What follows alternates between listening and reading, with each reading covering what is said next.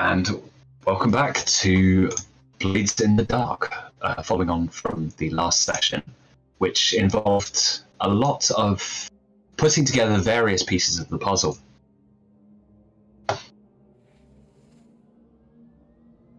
The web that has been spun, so to speak, involving a very, very influential noble, a nondescript brown paper package that was stolen, that was supposed to go into the hands of a Dimmer Sister witch by the name of Vey, and was intercepted by a ex-military Scotlander who sided up with the Billhooks and did a smash and grab, which was interrupted by the Bluecoats, who caused a little bit of a problem for the Billhooks involved.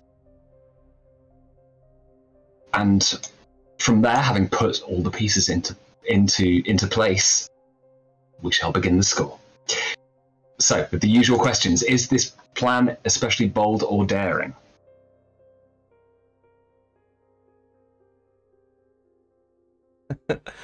This one's on you, Lottie. Yeah. I'd say so.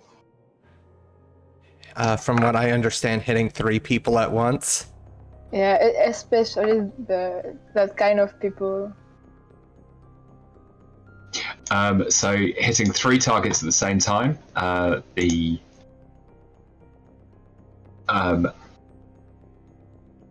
Verity Lutis, the noble. Corbin, the Scotland ex-military military man wanted by for crimes against the Empire. And Inspector Renton,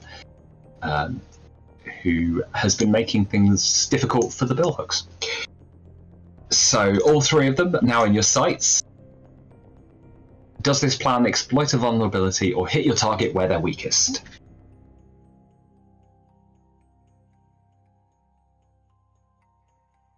Really, I don't know enough about them. So I don't think so. So nothing on that one. They don't expect us coming at them. But it's not really a vulnerability. I'm going to make a fortune roll on that one. Oh no. Just to see if... We do not have good luck with fortune rolls. No, you're all good. Ah, okay. So it's their fortune roll, not yours. Okay. No one's really been talking, despite the fact you've been asking quite a few questions. Nothing has managed to flow upwards to any of those involved at this time. So, yes, you are currently still somewhat incognito. So, they are not expecting you. So, can any of your friends or allies provide assistance? I hate being that person. I can be of some assistance. So can I. I'm going to go with Hestia. Mm-hmm. Because my answer's boring. Also, I believe you spoke to Salia last time, didn't you? Did I? Because I talked with Aaron a good portion of the time. Certainly talked to Aaron, yes. But let's see what Hestia has to bring to the equation.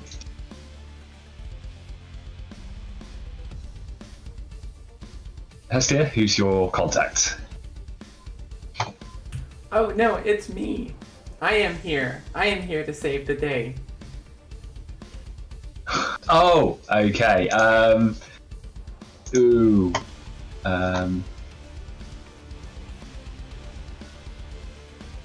Yeah, my contact is Petra, the city clerk. If that helps out at all. Not so much on this one, but yeah. Go on then, Salia. Gabriel. Here we go, consort. Gathering information about quite a few targets here. Gathering intel about my target. +1. I know, I'm such a boring person. I did not mean for Celia to be such like a meta, like, concrete choice like this, where it's just always useful. I feel bad about it. But like, I didn't know. I'm going to say see what it comes up with, but I think it's fair to say Salia is a broker. It's not going to be free. This is... And I get a 6. Now.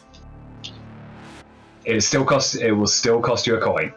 Fine, done. Cool. So that will give you a 4, which means that your final question: are there any other factors you would like to consider?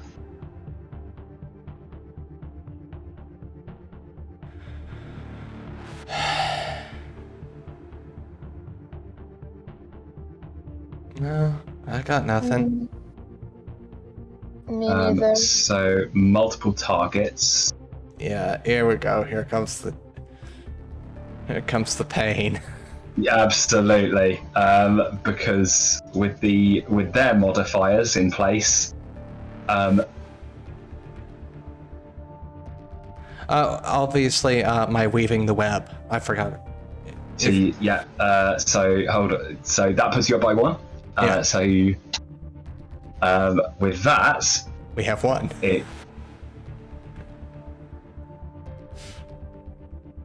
Hold on. No, you have 0. No, not quite. You have 1. So,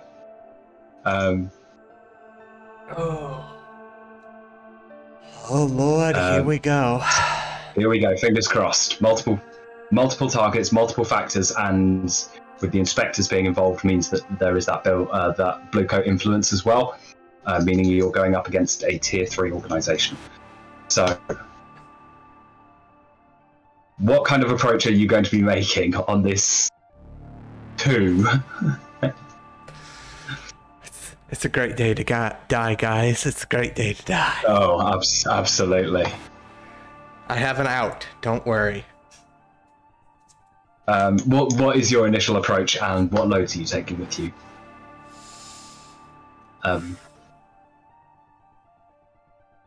This is gonna be a bad time. Is that correct? It's certainly starting off desperate. Yeah, it's. Okay, just in case, I'm going normal. Same. Normal and normal. Great stuff. And what's your initial approach? Lottie. You're punching at the wall. It's gonna be bad. So you've got assaults. You've got your variations on deception with a grifter's crew. You've got stealth. You've got social. You have transport, and you have occult. Which one would you like to? Deception. Deception. Okay. And is this a swindle, a heist, or the other one, which eludes me? If you wouldn't have said that it eludes you, I would have been able to tell you. But now it's eluding me.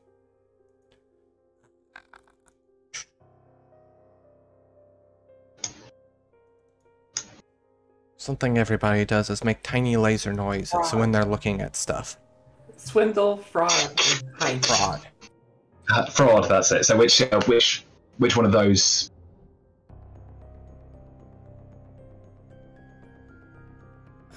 Which one of those best applies to this particular plan?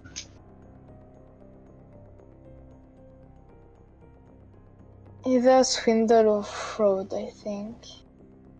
Which one sounds like fun?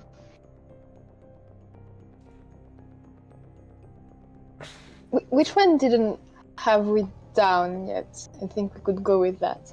I think we've done fraud. Yeah. Yeah, you've done heist as well. So you haven't yet done a swindle.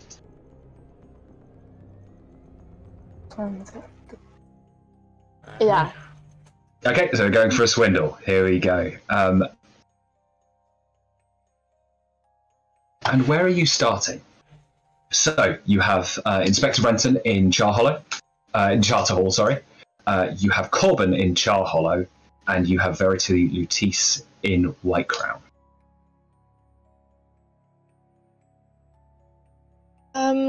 With the inspector. Okay. With everybody. Okay. Absolutely. So, in Charter Hall, the business and professional district, where described as clerks and government workers rush to and fro, official papers bulging from their valises. Wealthy bankers trundle past in heavy carriages with private bodyguards arrayed in clanking armour, where students gather at street corner cafes to discuss Arubian politics, the tribal lineages of the Dagger Isles, and other esoteric matters. And have we lost Hestia for the moment? Possibly. And Hestia's back. So, yes, as you make your way through the streets of Charter Hall, the busy footfall going to and fro, everyone seems like the pressure is on them at that exact moment. And where would you like to target a figure who is currently at the Charter Hall precinct, which is one of the most prolific establishments in the building? It's possibly the main precinct, and is almost the centre of operations for the Bluecoats themselves. Multiple electroplasmic carriages wait out front, and as you survey the building from a safe distance at this point, you see the arrival of both Commander Bowmore and Commander Cleland, the two most prolific Bluecoat figures, with Cleland himself being the face of the Bluecoats, running them, Commander of the Watch, while Bowmore is herself Commander of the Watch for the district of White Crown. The two of them vie somewhat for who's actually running the operation, but with the lack of a commissioner, it's something of a stalemate between the two of them.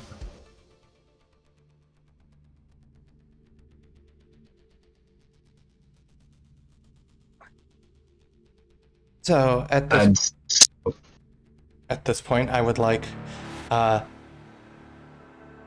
just to help move certain things along a little quickly, a little messenger carrying boy from the text messaging services. I forget what they're called. Oh, the ciphers. The ciphers shows up and looks up at me, gives me a letter. I read it. I look over at Lottie. Okay. Hestia's back, by the way.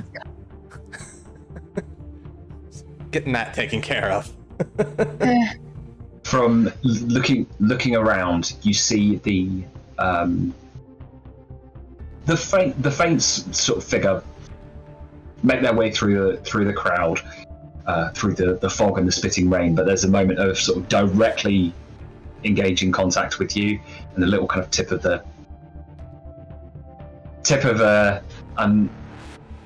sort of somewhat salute in your general direction.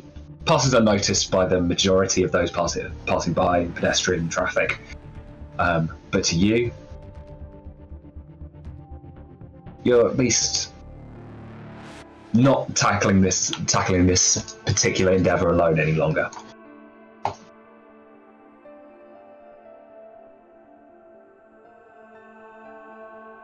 So I'm gonna continue to look over at Lottie.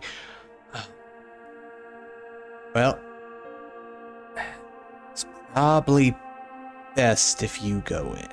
You at least have a legitimate front. Everybody knows that I'm who I am, so to speak. Okay. Let's hope that it's not going to go horribly wrong. Does Hestia meet us here, or do we have to fetch her wherever she is? Hestia is in on the plan, and at the moment is maintaining a little bit of distance between the two of you, as you're right out the front of the headquarters of the Dusk City Watch, and with the Emperor's Way Canal directly behind you, and the old ruined wall around that's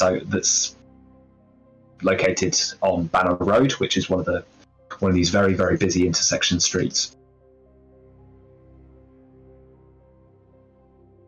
Do this, and I'm going in.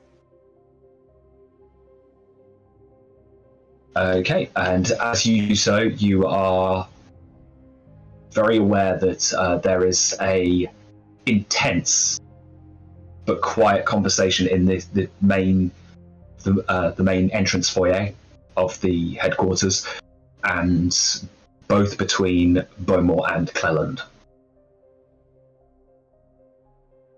Try to eavesdrop.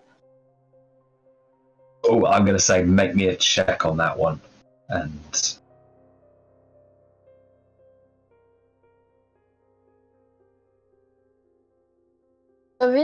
maybe. That would work, yeah.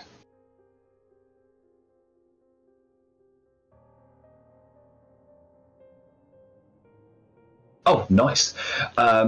So as you get a little bit closer, there's you're able to wait at the front desk. The duty sergeant who sits behind there makes a point of ignoring you for as long as possible, which gives you the opportunity to kind of sit there and crack your knuckles together a little bit and listening on their conversation, which at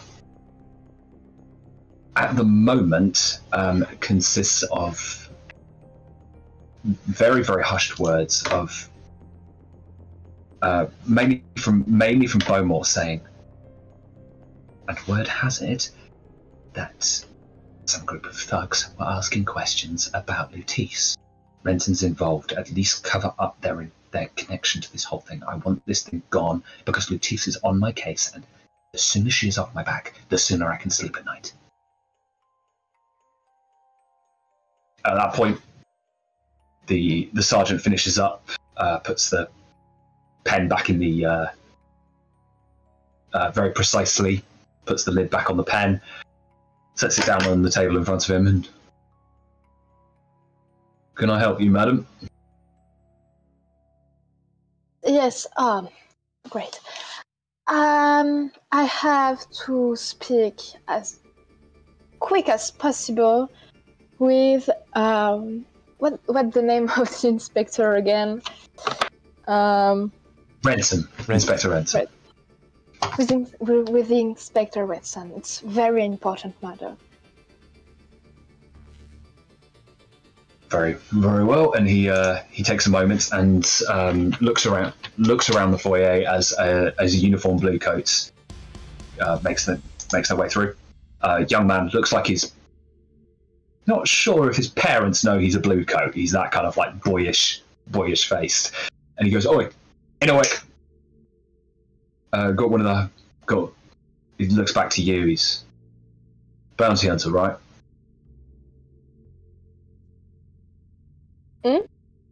Sort of clarifies with you. The duty sergeant clarifies. He goes, "Right, bounty hunter, aren't you? Seen your face around." Yes, but it's not the reason I'm here. All right, fair enough. It's a personal matter, if I may. Don't worry. Inuit, go and find Renton. He should be up in an office somewhere, but tell him the bounty hunter wants to talk to him. And as you wait there patiently, Beaumont and Cleland both make their departure, sort of glancing back just as you're able to kind of turn away from that conversation and head off into a very nicely appointed office, which is evidently Cleland's. You see it for a moment before he shuts the wooden lattices of the blinds, and they continue their conversation in private. And Renton walks in. He's a short man, but walks with that kind of like almost kind of walks with his neck as the leading point of his head kind of crook forward, almost like a crow. And looks at the world through these dark round glasses, which occasionally, as those that know him know that he has a habit of polishing them when he's particularly focused, but otherwise rarely takes them off. Looks towards you. You can't see anything from the eyes from behind the glasses as he takes a couple of steps towards you. I understand you've been looking for me, or at least asking after my presence. So, what's it going to be? Make it quick, my time's not worthless. Cool.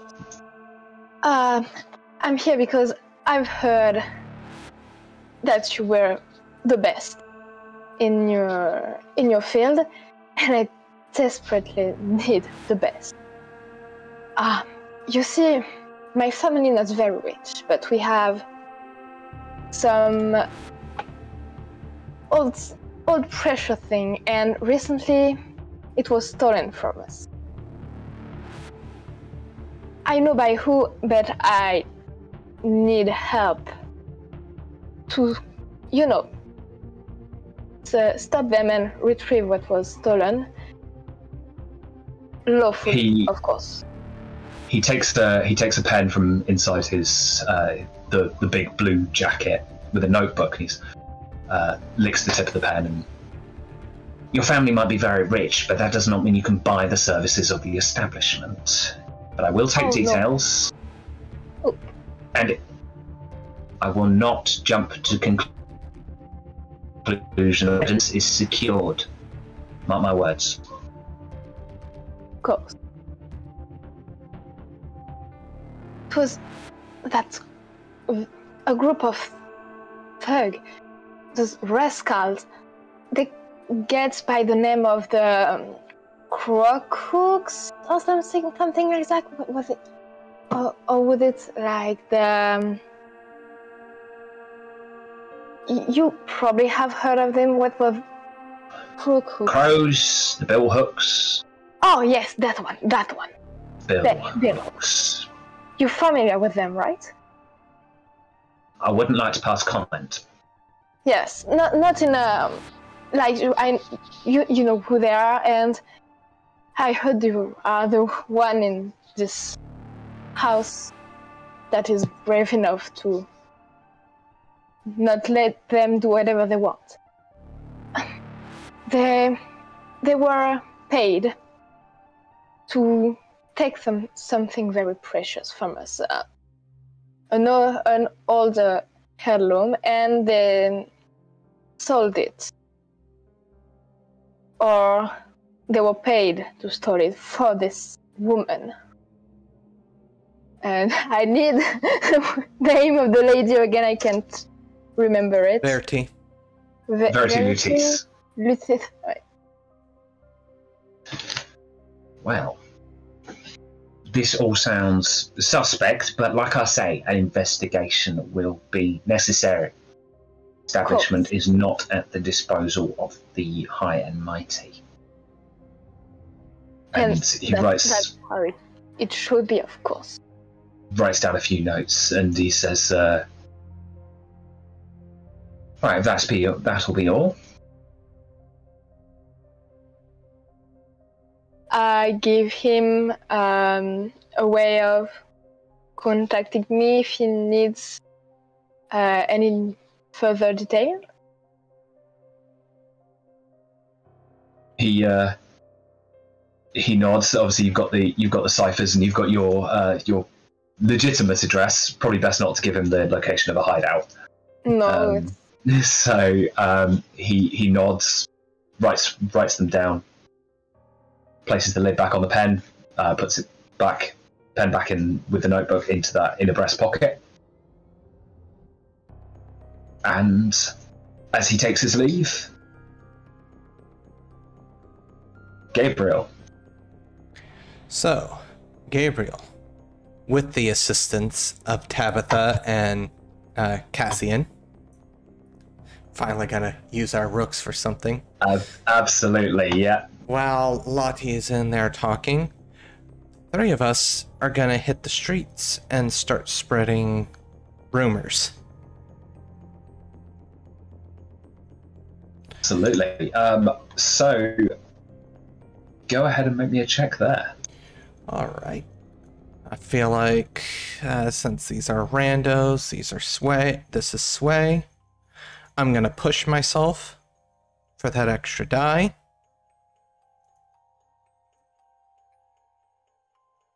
Alright.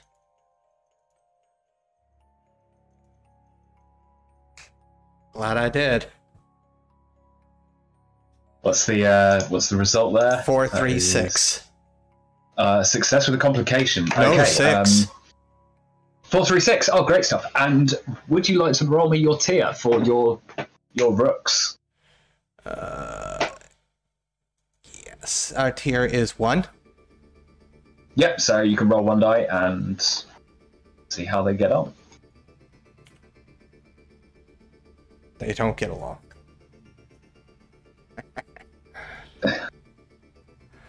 Okay. So I am gonna let's make a fortune roll. See if there's actually as they do, you find that as you begin to ask around, you begin to move a little bit further east and back towards Crowsfoot, and it's only a matter of time before they have a run-in with a couple of lampblacks.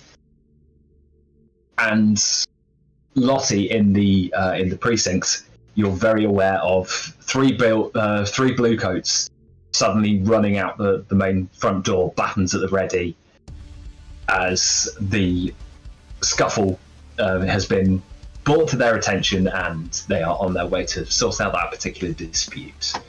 I am going to say on the... What did they say? They were supposed to be spreading rumors. What? They ran in with the they had a run in with their old friends, the Lampblacks. The 2 gangs just don't get along. Okay. Just don't get along. So I'm going to say that for cohorts, we're going to just give them at the moment a week. So they basically have 1 injury from the fight.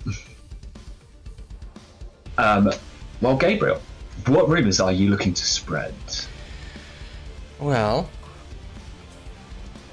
the rumors I'm spreading is about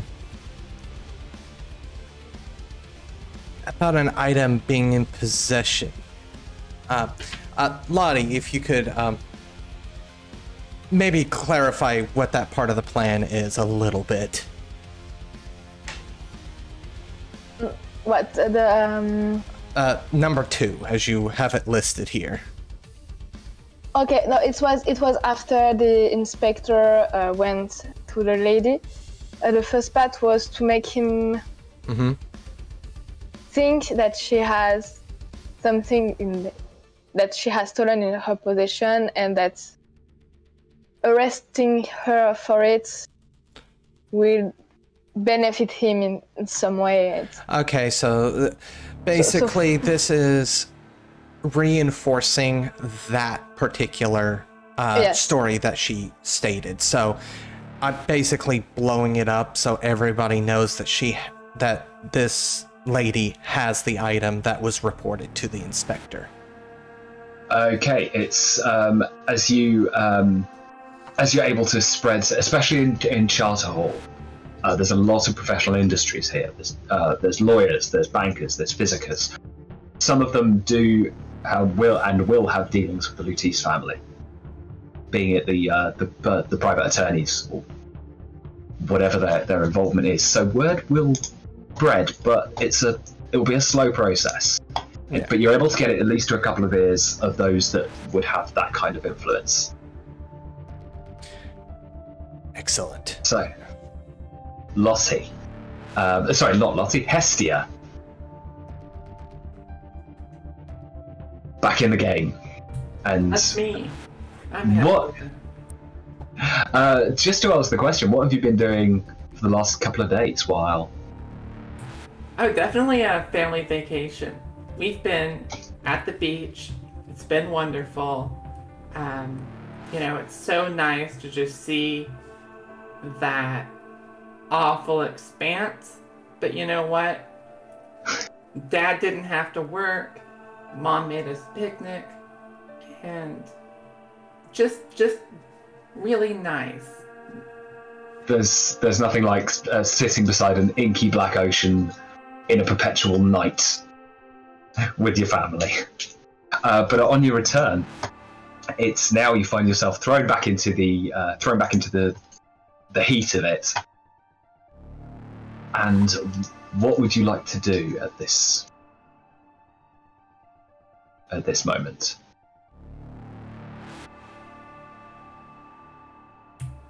I think I'd just like to make contact with my uncle and just make sure that he knows I'm back in the game. You're able to track him down to a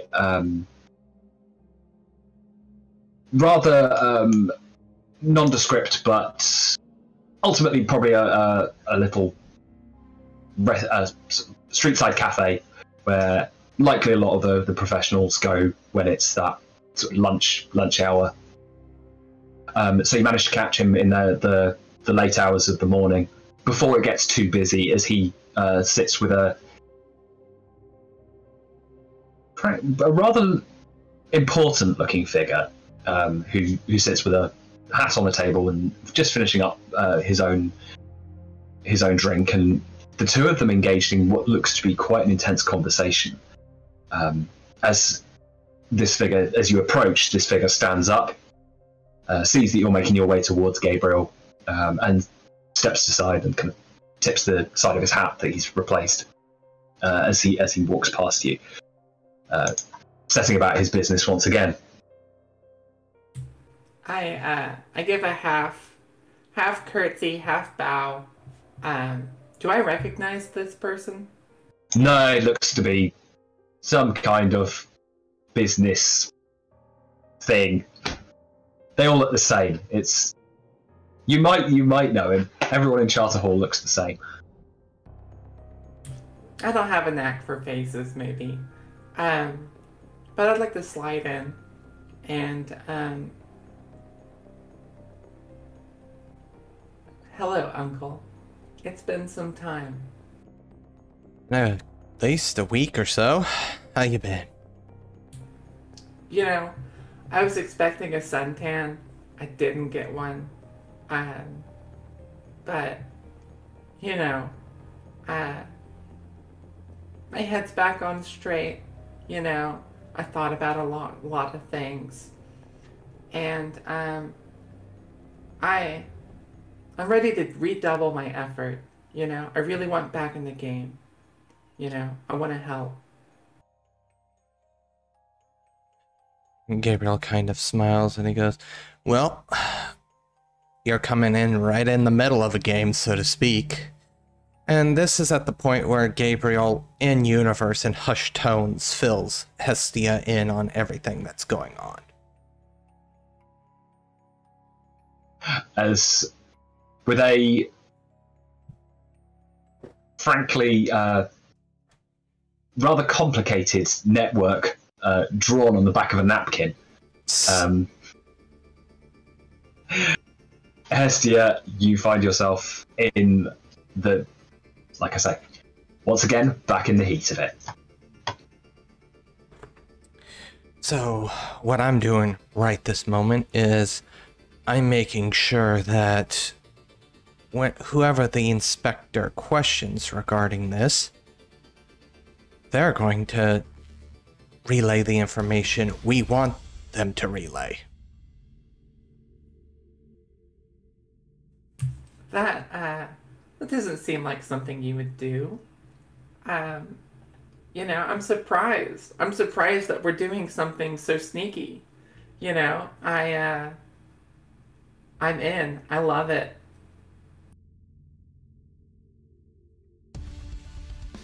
That was sarcasm, by the way. Sometimes, I know sometimes you have a hard time. He kind of brushes his nose, and he's just like, well, let's get this done now. I'm sure there's going to be a lot of coin behind this. Okay, and as you're saying those words, Lottie, you find yourself leaving the Dusk City Watch headquarters, walking down the steps. You're able to make your way further east and rejoin the other two in your company, and with the welcome return of Hestia, who, despite glimpsing earlier, you are now able to reacquaint yourself with. It's been a while. How are you doing? I'm doing awesome. Great. Yeah. I heard the plan, and it's wonderful. Well, we will need all hands for that, so glad you like it.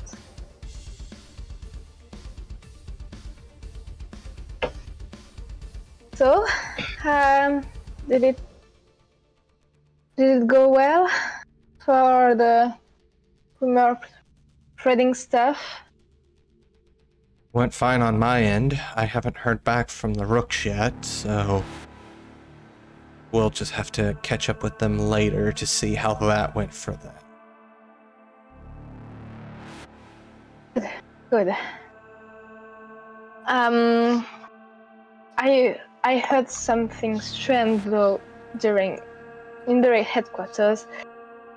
There was two blue coats who were discussing some stuff, and I think they know not exactly what we're doing, but that we are asking questions. And they are a little bit freaked out about the lady. I don't know. I think we should be careful on this one. And she looks directly at Gabriel. And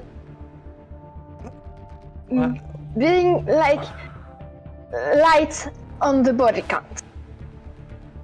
You know what I mean. I only dropped one body last time. That is light.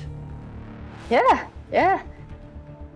But, you know, if they are going to watch us and try to stop us for whatever we want to do, no, let's be stealthy and quiet like mouses. Like Hestia. Hestia is very cautious. Right?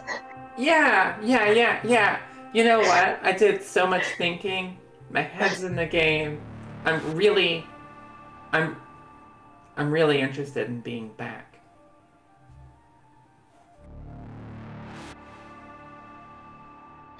And with that, Gabriel finishing up the remainder of his tea, which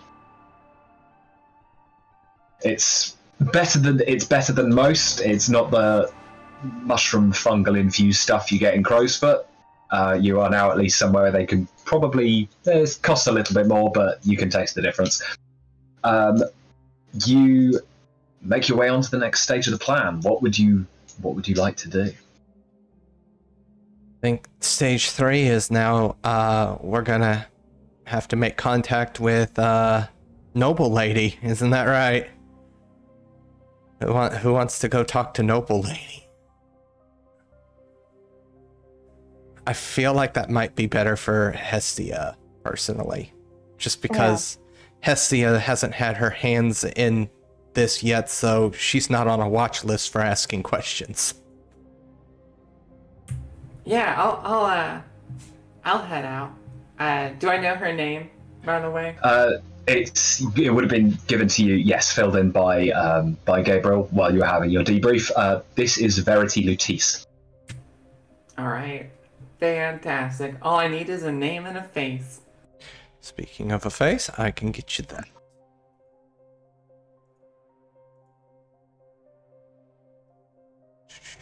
And sorry, I have so many images, it takes me a moment to find. Yeah. So while you're looking, where's the best place to find her? Like while she is casual, relaxed. Okay. I mean, she's of the aristocracy. She's the wealthy and idol of Duskfall. I don't think she has a full-time job, put it that way. So the options are, and sort of knowing the fairly obvious locations, there's the Centralia Club, which is the private members club and generally populated by other wealthy and idle of Duskfall. There is the Spire Garden Theatre, which is more of an evening and night event, or there's the Golden Plum Restaurant in West Six Towers. Oh my god! As much as I want to pick the place with food, I choose theater. So, waiting a few hours. And asking around, you find out that there is a current show which has had multiple acclaims, is currently running at the moment. It's the story of. Oh no! Hold on, I've got to do something with this one. It's set on the ice floats south of the Dagger Isles, and a group of leech researchers who find themselves possessed by a demon, one by one, with this demon functioning as its own entity. And something of what will likely become an incredibly cult classic in the future.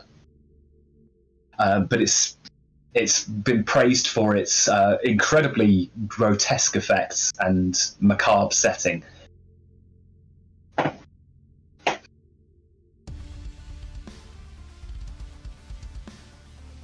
All right. Is there a? I assume she's in a box seat, right? Oh, of course, yes. Okay. Yeah. I would love to make my way into that box seat. I'm going to say that it's going to require a check. Oh, I'd expect nothing less. Okay, so that is Prowl. And I will say that I am not affected by quality or tier when I'm bypassing security measures. Good stuff. Yeah, this is So it's a reputable establishment. It's not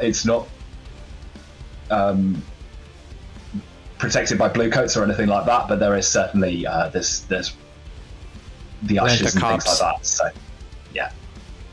Okay. So we're desperate. What is my effect? Normal effect. All right, here we go.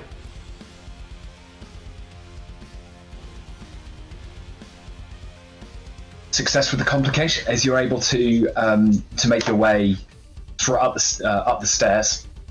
As you step into the theatre itself, there's two arching stairways that go up and turn almost back in on themselves. There are multiple ushers and valets that show people to their seats, but now the show has begun.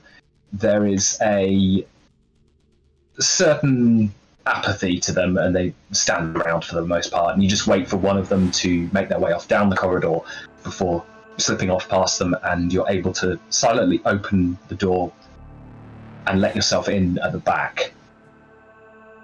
And as you your eyes grow accustomed to the darkness of the auditorium, you see that there's two figures, Verity Lutis being one of them, and the other one being a somewhat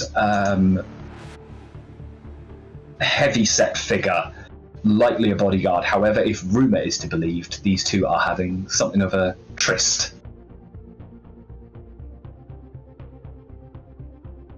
God, I love a twist. Tryst. I love a twist. Are there any other seats here? I assume. No, it's just the two of them. It's the very, very large armed seats, which take up probably the space that would usually be taken up by a chair and then half.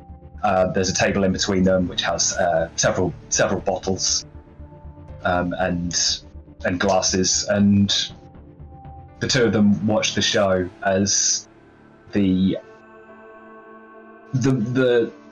main protagonist tests in what has been quite a lauded scene, tests the blood of each of the rest of the team that he is with by putting a hot oil into it, and a hot piece of wire into the blood. And as he does, there's this gasp from the audience as something kind of erupts out. It's all kind of done with lighting and various uses of demon blood, and this blood from this little vial kind of erupts up into the very top of the stage. What are their reactions? You hear a sharp kind of intake of breath. It's quite a spectacle, and to see it being done on stage is very, very much an impressive feat of engineering.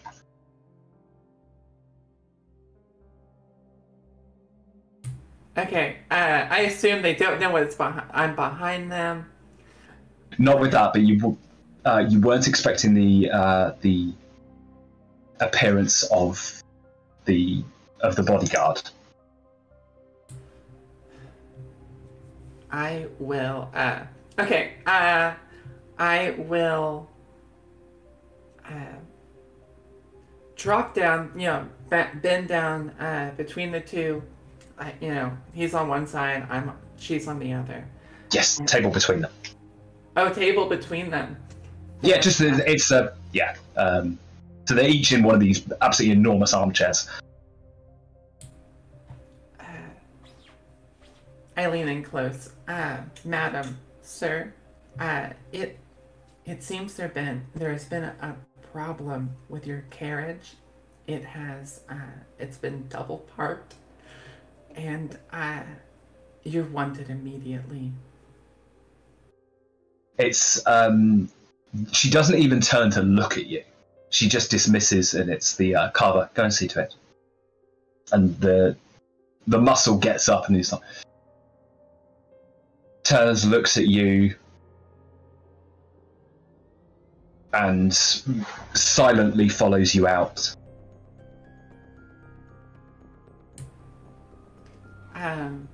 Okay, I would love to bring this guy to a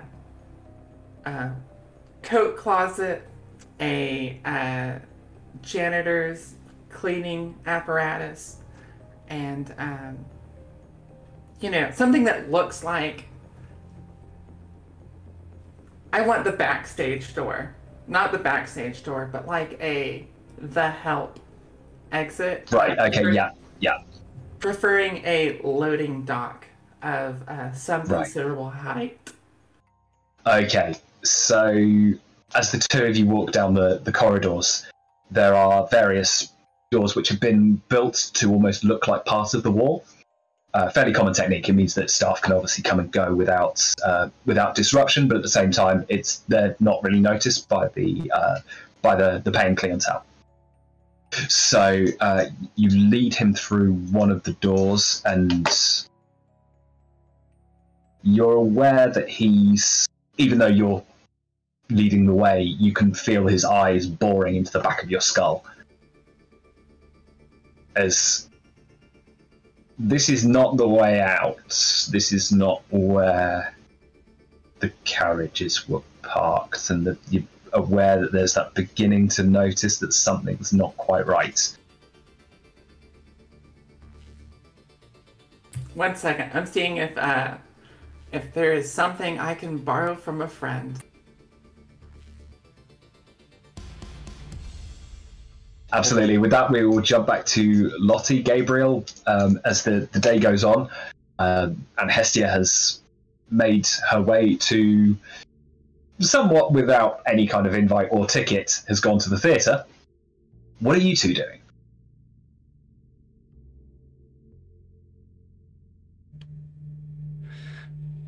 Unless Lottie needs Gabriel for something specific, I feel like Gabriel would probably be shadowing around the theater. At least being in the area in case he's needed, something at least close enough to be within earshot. Absolutely. Should he need to put on his favorite face and go, oh boy, here I go killing again. Absolutely. So, whereabouts would you like to go? As stated, I want to stick close to the theater, but I obviously don't have a ticket. I don't have an invite, so I'm not going to be allowed in. I could probably talk my way in, but I feel like that's a bit too much. So I would assume I'm at least vaguely aware of Hestia's plan. So I would probably be floating by the area where she would want to exit. Obviously not making myself known, just if I hear a shout of help or something like that, I'm there within, moments. Absolutely. Nothing at the moment, and all seems to be fairly things seem to be progressing as normal. Obviously there's a lot of people waiting out front, and then the crowd disperses as they make their way in and the theatre opens.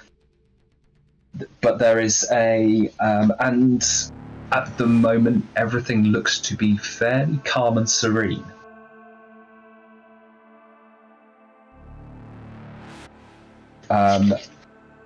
Nothing at this exact point, but Lottie, what are you doing? Lottie's gonna try to get as much information she can get on what could interest Lady Luthith. What could she want that will make her contact either all the billhooks or just Corbett? Okay, I'm going to say make me a check on that one.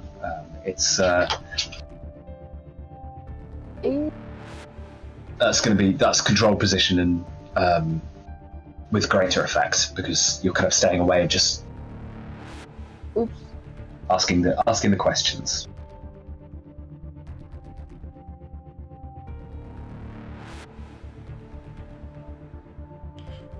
Oh, okay, nice. So yes, you're able to.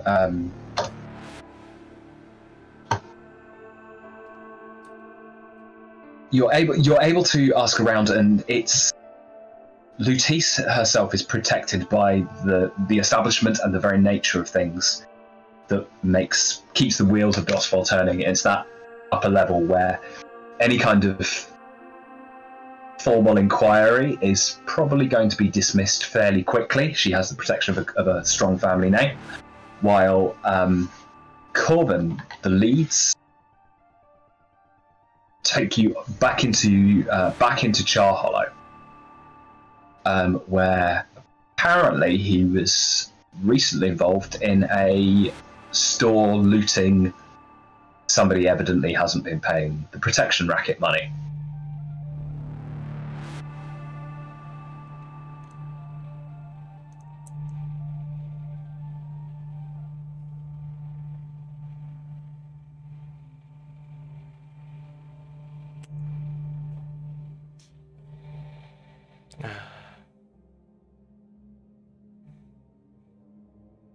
Hello? So, sorry.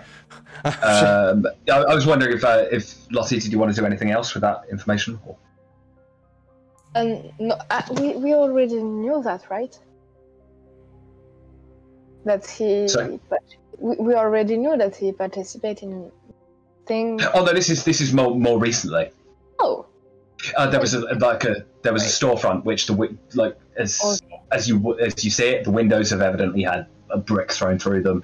Half the stuff has been taken out, and it's part of a billhook protection racket, which they evidently the owners of this store haven't been paying up, so their store has been robbed.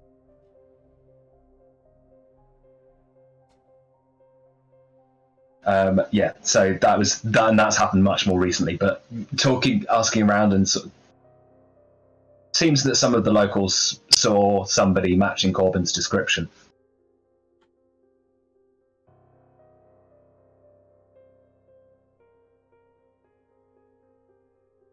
Anything else you would like to do?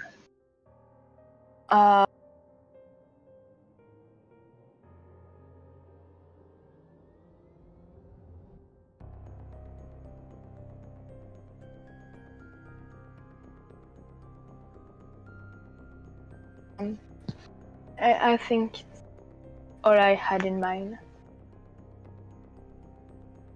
Okay, so with that, we will jump back to Hestia.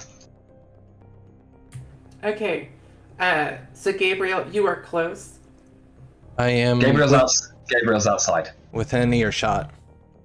All right. I look to Gabriel. He's outside. Yeah, so I'm gonna drop around the hired hand and I, the lover, and something of a silence potion, which is beautiful. It's golden, and it negates all sound within 10 feet. Yeah. It's a very, very short-term effect, so... Yes. Yeah. I am going to Spartan kick this guy off the loading dock, and if that doesn't maim, hurt, whatever, I bow towards Gabriel. So And Gabriel walk on back the in. Gabriel, on the outside, there are the very heavy shutter doors. 2 of them are currently open. 2 of 3 are currently open. Hestia, make me a check. Desperate action. Ooh. All right, this sounds like prowl, Ooh. a backstab, a throat. I'm going to say he's very aware of you, so it's going to be a limited effect. You're probably looking more at skirmish. Oh man. Okay. I don't like that. I don't like that at all. You can push yourself to increase the effect. Oh yeah. Oh, the effect. Yes. Or take a devil's bargain. Yeah. Okay, Jack. Give me that devil's bargain, please. Okay.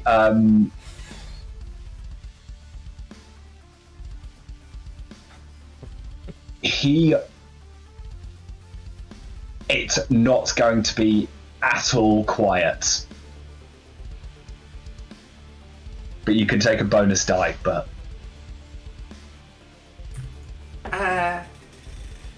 nah, let's rack up some stress. Okay. And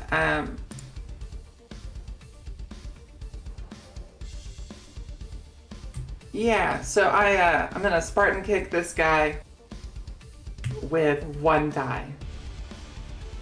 Whew. Uh-oh. It's, remember, desperate action. So mark down the extra experience there. Alrighty. And so desperate standard. Yes, desperate standard if you're using skirmish.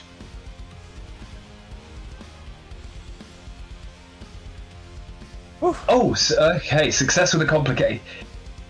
You're able to, full on duck around him. Silence potion goes down, and you sidestep and just go straight with so you're behind him, foot firmly in the small of his back, and you kick him a good 6.5 feet off this elevated section with this piston ramp that goes up and down, evidently for loading things into the.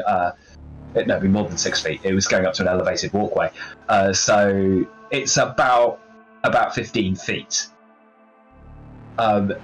His fall is broken halfway by the actual lifting hydraulic, which he then bounces off and lands on the concrete and rolling out the front door. And there is a crack as he leaves the vicinity of that silence potion, and instantly, he kind of gets back onto his feet somewhat slowly, and draws a pistol, which he just fires.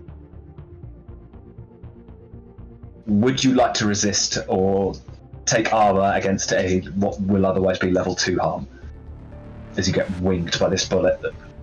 And that drop. So if I resist, does that take me to? Resist, it takes it to 1. Armor takes it down 1 as well, so you can do both and negate all damage. Yeah, dog. Let's do that. Okay, so make me a prowess resistance check, and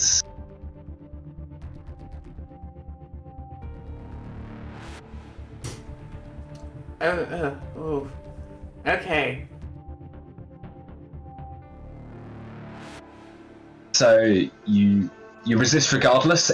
You subtract the highest result from 6 and take that stress. So that is 1 stress, and you mark off 1 armor use, as there's this silent shower of sparks as a bullet just ricochets off this panel that you've got stitched under your jacket, but you feel the plate crack, and it's just with that kind of heart in your mouth you're able to kind of bring yourself back down onto a level straight away, and you're back in the game. Gabriel, this guy has just fired. This gunshot rings out. You hear dogs barking. There's people shouting in the streets. You're up. Oh boy, here I go killing again. This guy is he's double. You see, he's doubled over, and he's supporting his shooting arm, which is evidently. It looks like the elbow is probably dislocated. The way he's kind of supporting his arm underneath it, and using it to get the kind of the angle. So with him being completely distracted, he's not gonna notice a roughly 300-pound man body slamming him into the ground and trying to bash his head into the pavement. Surely you've lost some weight. Yeah, I was gonna say you are. I was 300. I was 350 pounds. I'm 300. You're 300. Oh, wow, that is impressive. Good going. So yeah, with your new positively svelte physique, what would you like to do?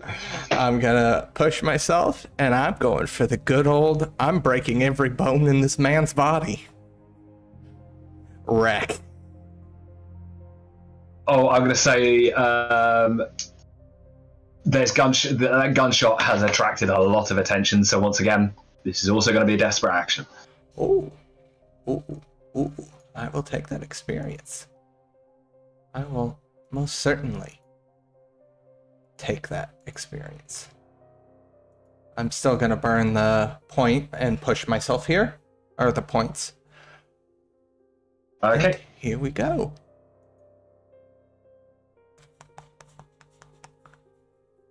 As you run up and you're able to tackle him to the ground. There is the gun, like, kind of, you catch him sideways, and there's a crack as you hear what sounds to be like probably hip and pelvis just go. The gun like skids off, spinning away on the cobbles a few feet away. And well, my tried and true method, hands on both sides of his head and just bashing his head into the pavement until it's nothing but paste. Okay, so, and with that, the bell tolls. You have just finished listening to this week's episode of Blades in the Dark, What Happens in the Dusk, part of the Domain Gaming, written and told by Wyverian and Livespark. A special thanks to you, the listener, and if you wish to continue supporting us, subscribe, like, and share. As always, comments are welcome. Until the next chapter, remember the first rule of a con. Offer them everything for nothing, and give them nothing for everything.